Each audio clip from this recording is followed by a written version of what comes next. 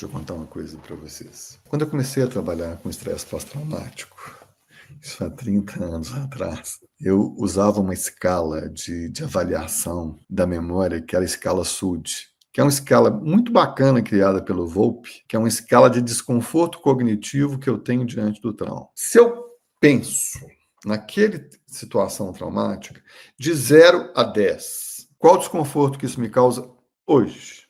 E quando eu pegava uma cena que acontecia há 10, 15 anos atrás, ela tinha um desconforto baixo. Então, eu achava que eu podia trabalhar aquela cena. Porque no SUD 2, no SUD 3, tudo que eu desejo. Só que quando eu começava a trabalhar aquela cena, vinha uma abreação, uma reação catártica forte, e o paciente suspendia o processo terapêutico, não chegava a uma desensibilização real. E por que isso acontecia? Natureza de memória. Quanto mais o tempo passa, menos eu tenho uma memória de desconforto daquilo que aconteceu. Só que estava escutando um termo ontem de uma cliente minha que acionou um gatilho antigo, né? Numa relação com o pai, que ele falou que bosta seca, se você cutucar, ainda sai cheiro ruim, ainda fede. E é justamente isso. Aí você vai mexer naquilo e automaticamente aquela memória que está dissociada, que tem um SUD aparentemente baixo, bota fogo e gasolina de novo. E eu tinha reações horrorosas. Foi aí que a gente criou o sinal de corpo, que é o quanto que a gente perde força numa memória traumática. E quando eu comecei a trabalhar com ele, raramente eu tenho uma reação. Raramente eu deixo alguém mal durante um estresse pós-traumático.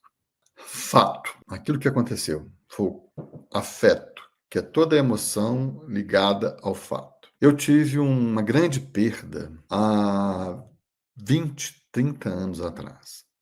Quanto maior o trauma, maior a dissociação. Para minha saúde mental, isso aqui tem que se associar em algum momento. E às vezes eu passo 20 anos sem isso se associar.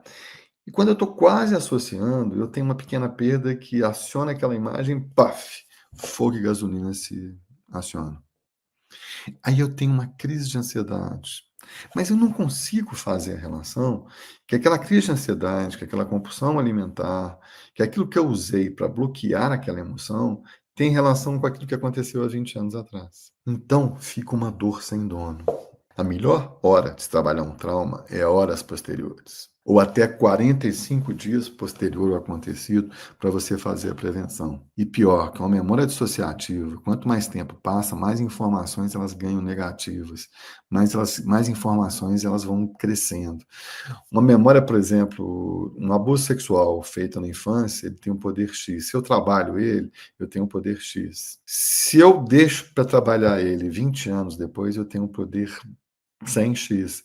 Se é 30 anos, é 200x. Eles vão ganhando memória igual o telefone sem fio. A cada vez que eu penso nele, é como se ele ganhasse um pouquinho de memória. E se eu faço a intervenção logo depois, hoje mesmo estou com um caso muito interessantinho, de uma criancinha que teve um abuso sexual, e que a mãe soube e me trouxe logo depois do acontecido. Eu detectei que tinha um abuso, eu já fiz o primeiro atendimento que a gente chama de prevenção, né, que foi uma ação CardioMind, e já fiz uma primeira espadazinha mágica com ela, tá?